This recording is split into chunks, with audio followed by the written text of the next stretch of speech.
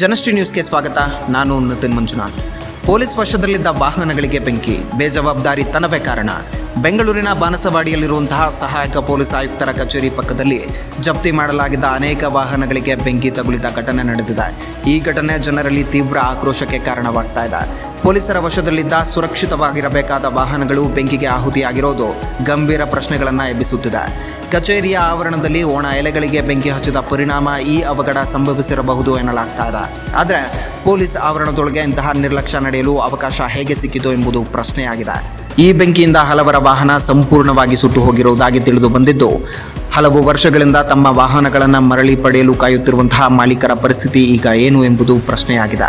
ಅವರ ಆರ್ಥಿಕ ನಷ್ಟಕ್ಕೆ ಈಗ ಪರಿಹಾರ ನೀಡಲಾಗುತ್ತಾ ಎಂಬುದು ಕಾದು ನೋಡಬೇಕಾಗಿದೆ, ಅಥವಾ ತನಿಖೆ ನಡೆಯುತ್ತಿದೆ ಎಂಬ ಉತ್ತರವೇ ನೀಡಲಾಗುತ್ತಾ ಕಾದು ನೋಡಬೇಕಾಗಿದೆ. ಆದರೆ ಪೊಲೀಸ್ ವಶದಲ್ಲಿದ್ದ ಆಸ್ತಿ ಕೂಡ ಸುರಕ್ಷಿತವಾಗಿರದಿದ್ದರೆ ನಾಗರಿಕರ ಭದ್ರತೆ ಹೇಗೆ? ಈ ಘಟನೆಗೆ ನಿಖರವಾಗಿ ಯಾರು ಹೊಣೆ ಹೊರುತ್ತಾರೆ?